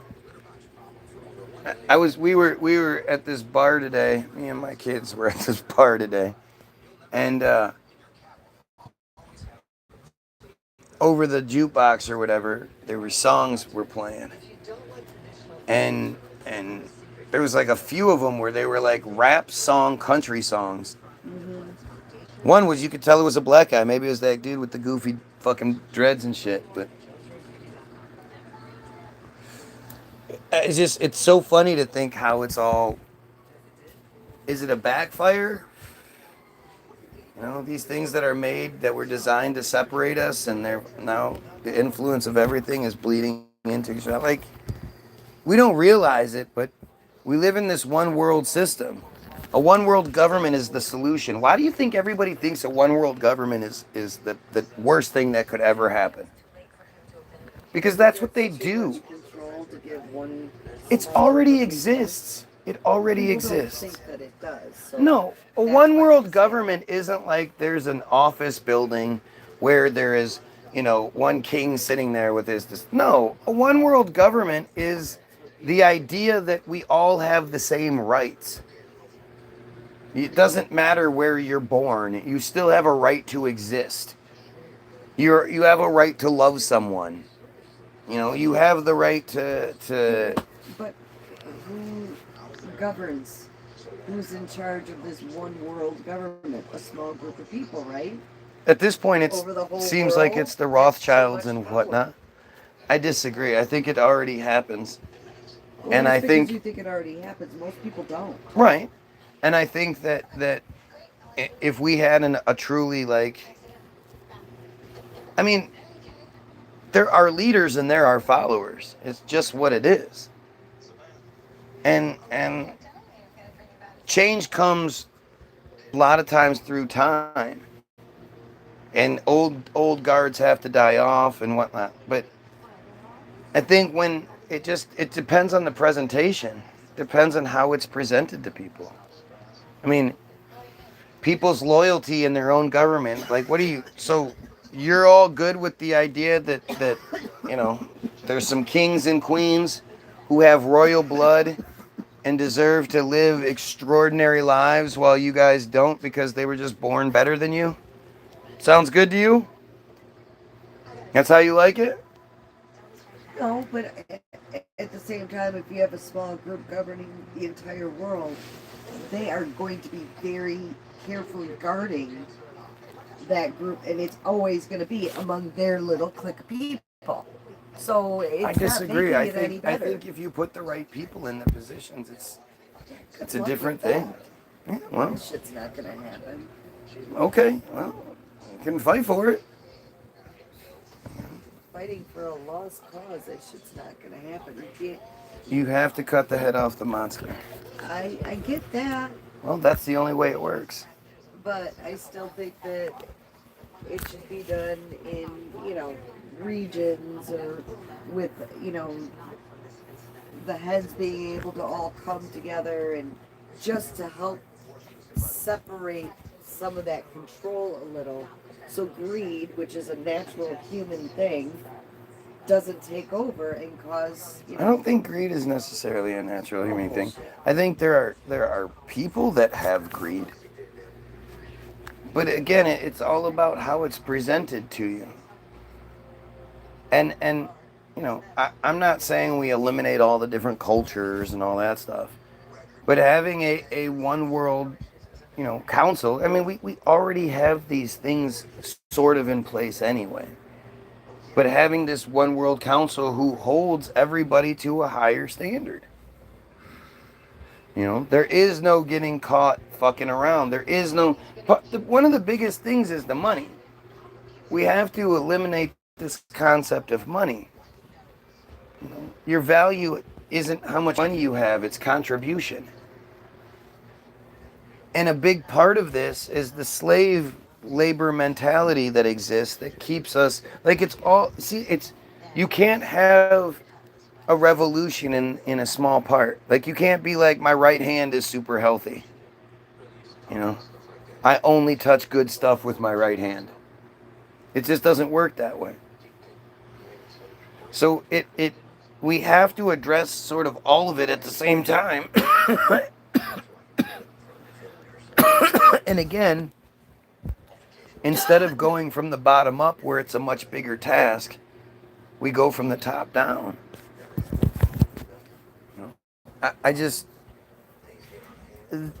We're all under these insane, corrupt governments that we all know it doesn't really matter where you go or anything.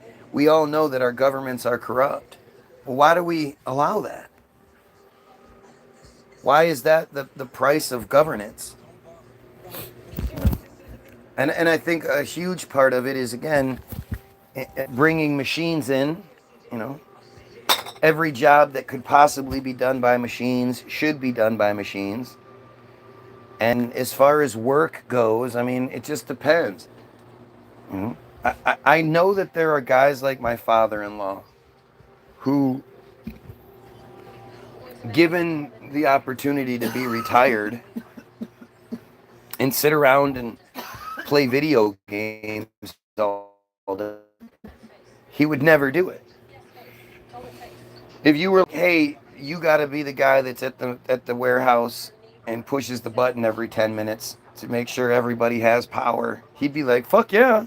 Or pushes the button every 10 days to make sure everybody has power or maintain, he would love that. And there are lots of people out there that would love to have that responsibility. If you really think it's a situation where everyone has to work, well then fine, everybody works 2-3 hours a day, 3 days a week. And then if that's the case, then we get, production levels skyrocket. Everybody is their very best. I think you're underestimating the amount of freeloaders in this world. I don't care about that. Okay. I mean, I really, it's not though, because we're talking about contribution and value. So I use this example all the time, but say the fucking Bart's walking down the fat piece of shit, lives in his mom's basement, drinks all the time, plays video games all the time, mean to his mom, does nothing violent, but just mean, all around mean character. He's on his way to get his morning fifth of vodka at the party store up the road. He's walking up there. And as he's walking, fucking, I hate this fucking bullshit, fucking bitch over there. I can fuck her if I wanted to. She couldn't handle all this. And he's walking down the street when all of a sudden, boom, boom, boom. Oh, what the fuck? What the fuck? Ah. And some kid was climbing in a tree, fell out of the tree, and broke his fall by hitting this man. And the kid jumps up, oh, sorry, mister, and runs off. Goes and catches his bus or whatever, runs off. And the guy's like, yeah, motherfucking kid, goddamn, you son of a bitch, and goes and walks and gets his fifth. Well, it turns out that kid would have fallen and smacked his fucking head on the ground had that guy not been there. He'd have been a fucking vegetable. Oh, no, you're just talking. Listen. It's all possibility. It's all in the scheme of things. There's so many people, there's so many possibilities. But this kid would have fallen, smacked his head, maybe been killed, maybe been a vegetable, whatever. But because that guy was there to catch his fall, break his fall, this kid goes off and cures cancer when he gets older. So are we to say that his life is any less valuable? His contribution is any less valuable than the kids? The No. purpose of that dude's life is to break a kid's fall. Hey, if it meant we all got the cure for cancer from it, it would be perfect. But most of the people aren't like that. So if your contribution, say you're not very talented. Most of us have something we're kind of good at. And if we lived in a society where it wasn't about I got to hold my idea inside until I can figure out how to make the money from it. Well, if that wasn't a thing, and you could upload, you could say, listen, I got this great idea into the computer system. I have the great idea for this thing. And I figured out A, B, D, and F. I just need somebody to get C and E.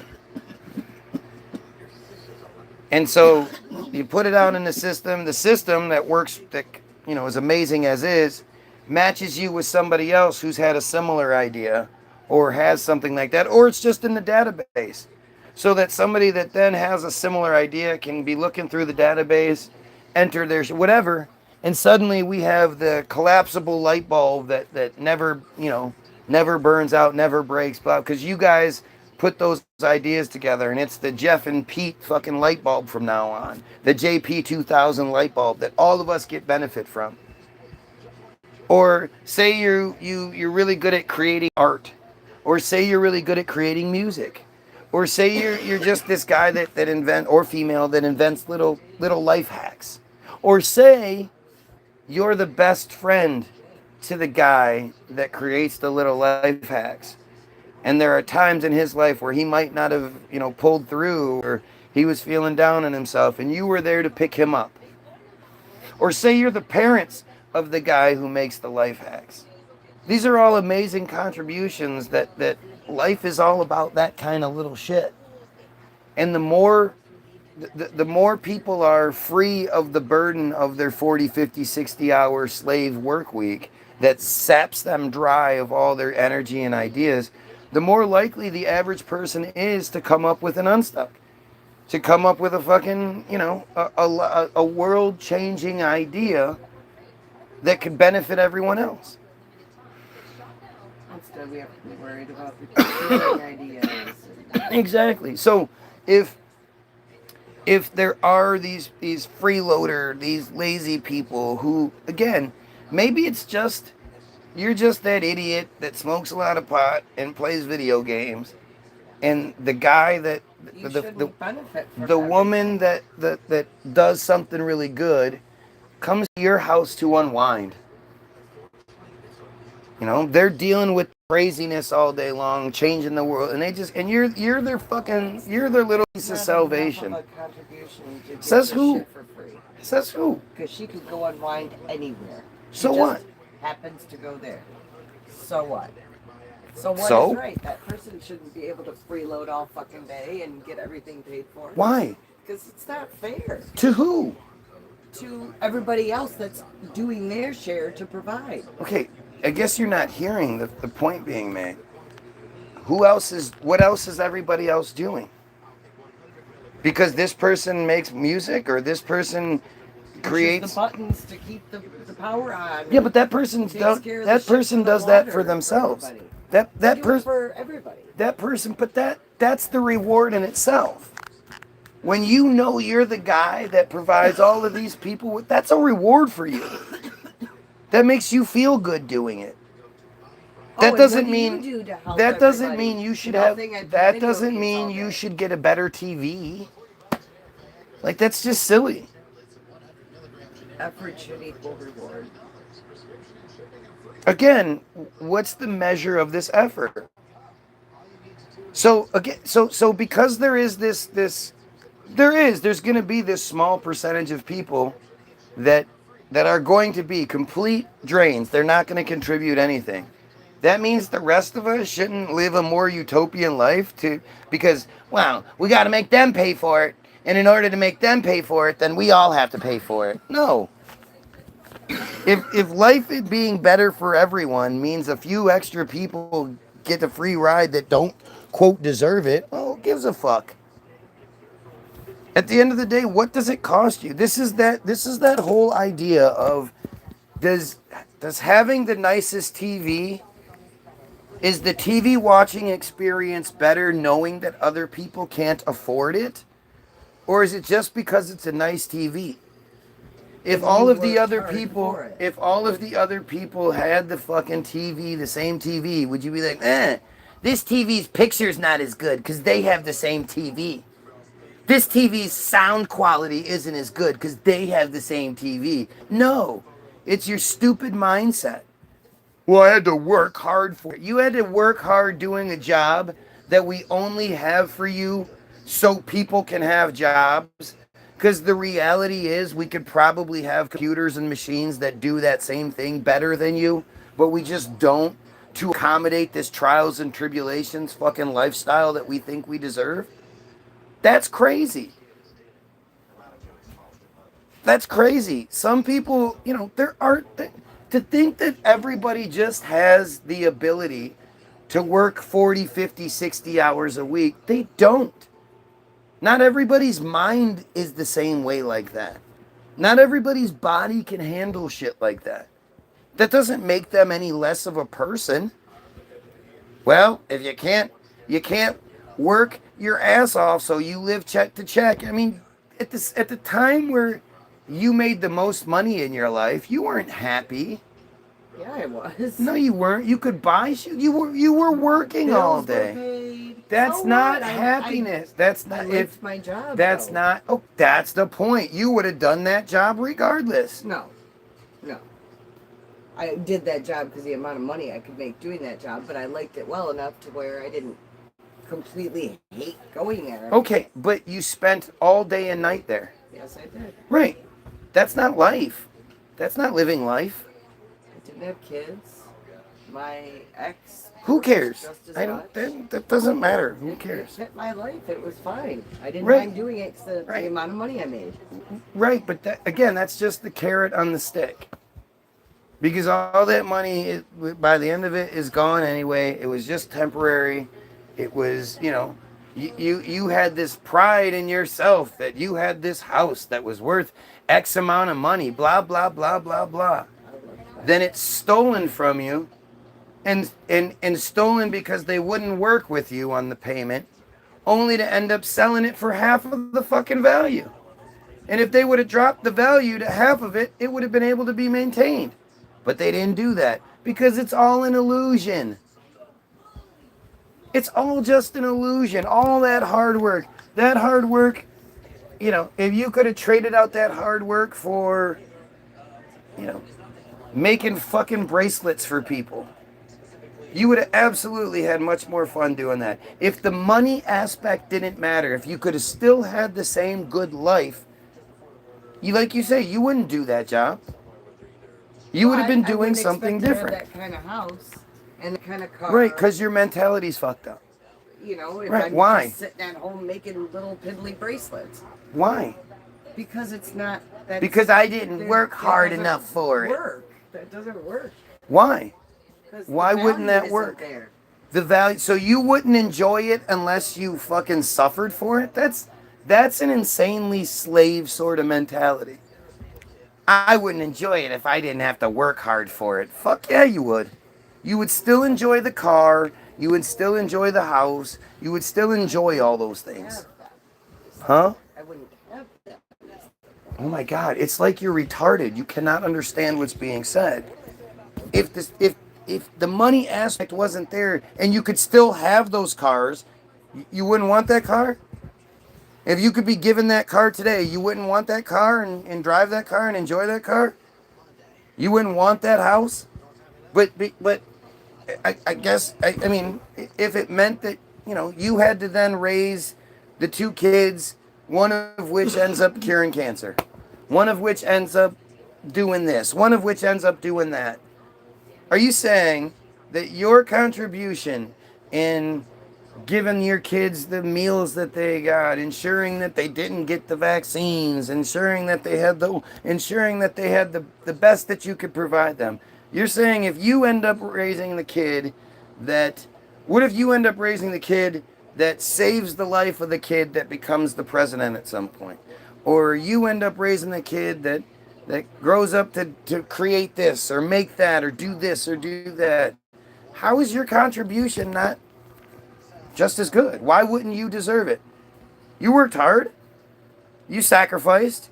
You had to have the sleepless nights worried about your kid and all that shit. You know what it's like. You gave birth. You gave birth. You fucked up your body for that motherfucker. You don't deserve it because you're not spending 18 hours a day, you know, putting people in mortgages they can't afford. Well, that makes sense.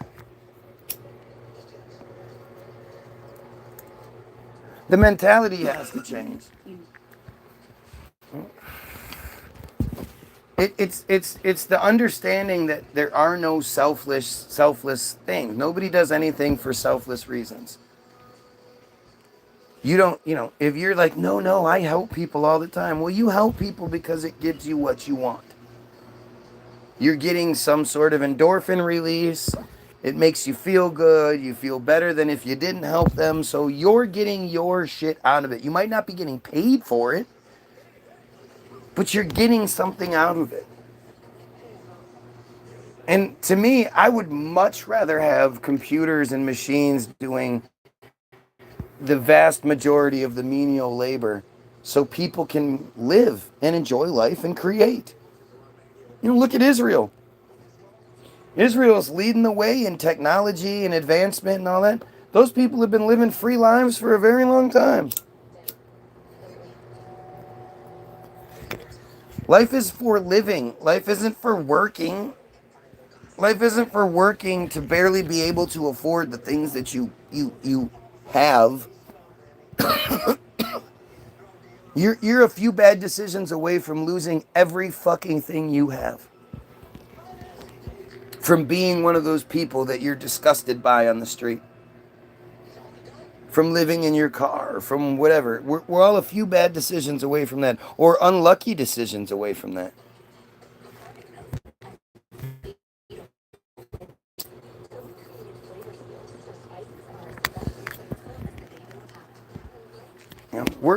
Life is better than this. And I guarantee you, the people that lived in the society before us that was able to build the Empire State Building and all of the tunnels and blah blah blah, all the Tartaria stuff, all the stuff that was destroyed, all these amazing buildings that the Fisher and all these buildings downtown, Fox Theater and all this in the 1900s, blah blah blah.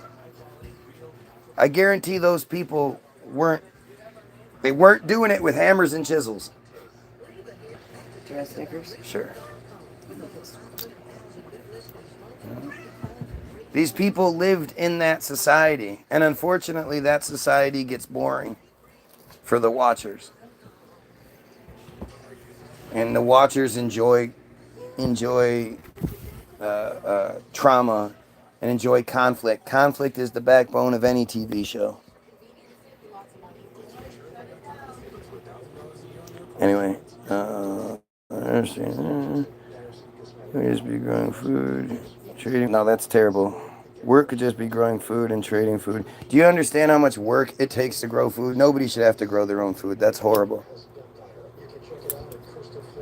Growing your own food because you want to, having an extra, bowl of tomatoes or, an extra garden full of stuff that you can enjoy when you that's nice. But growing your own food, self-sustenance is a very, very difficult life, and it's not enjoyable unless that's who you are. The world is a stage, and people eat it up like a soap opera. Exactly.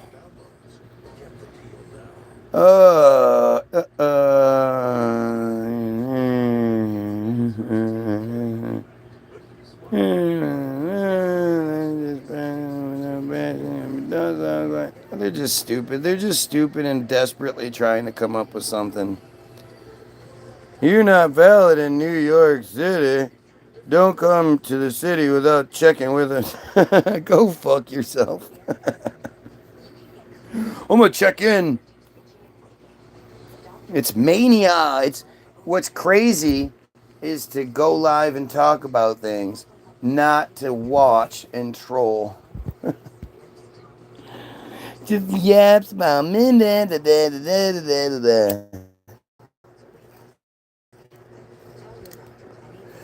This is one of these Trump pedos, man. This is what they do. I just like to go on a page and laugh at the guy who thinks we should kill pedos and make life better for everyone. What a jerk. Anyway, I'm done. I didn't even mean to be here this long. There's a lot of distraction about to happen, which is scary because you have to wonder, when they up the distraction, that means there's more happening. There's more to be distracted from. And so this Melania with Epstein shit is just a huge distraction. I worry for the Palestinians and the surrounding areas, and then everybody else. Like, to me, the idea that there are children dying every day and losing limbs, up to 10 kids are losing limbs every single day, and just the amount of distress, like, I feel that. The world feels yuckier because of it. And I don't know how we can all be brothers and sisters in this sort of this hive entity here. And this one part of us is being so brutally destroyed, and we're not supposed to, you work for Israel. Yeah, no shit. You're a pedophile, genocidal piece of shit. Notice I already called you a pedo, and you didn't deny it. I called you a pedo, and you said you work for Israel. Nice job. Pedophiles, kill yourself. Everybody else, go check out the links in the description. Free download. Hollywoodism. The Bottom of Darkness article has been added, so go check that out. We have been taking out pedos for decades. You just started talking about it when CNN told you to. Yup, that's what it is. Says somebody that's name is God gives you your potential, because God sure does like watching pedos rape children in the church, doesn't it? Don't like that, though, do ya? That's free will. God's plan. Go fuck yourself, you clown. Anyway, go get your free download. Go watch Hollywoodism, the most important film ever made, and it explains everything. Go read Bottom of Darkness. It's a really disturbing article, but it's telling. And then go check out the 3 music videos for Donald Trump Hates America, COVID Sauce, and Sleight of Hand Job. It's all for free. They'll ask you how much you want to pay. Just say 0 and it's good to go. Or donate. We appreciate it. But like, share, and sub the Facebook stuff. Like, share, and sub this stuff. I can't believe I've been on for this long. But it's a really interesting topic. But I'll be back tomorrow. So I know you'll be here too. Have yourself a great night. Do you think physical cash is going to disappear? Never. You know why? Because the richest people in the world deal in physical cash all the time. Untraceable physical cash, and they're not going to let that change. Just like they're not going to kill us. They can't kill us. They need to be able to Buffy, Helene, why don't we go to the Cayman Islands for the weekend, and then we'll hop on over to Switzerland, do some skiing, and then we'll go to that Japanese restaurant I like, and then we'll go spend some time in the Maldives, and and then there's that auto show in Detroit. I wanted to go check that out, and then there's that Burning Man that I wanted to go to, and then there's those movie premieres, and let's go. And they need to be able to do all that whenever they want to do it. Everything has to be already ready already. And the only way that can happen is if we're here doing it. And you can't have everybody in those positions, the waiters to serve you, the people to provide you with your car, to wash your car, to procure your car, to cook your French fries, to change your tire, to clean your house. You can't have all those things without having the infrastructure necessary, because those people have their wives, those people have their husbands, those people have kids, those kids have schools, those kids need to be entertained. All of that needs to be facilitated so these rich people can jet set around the world and do what they want to do when they want to do it. They can never get rid of us until they do have machines doing it, which is kind of scary.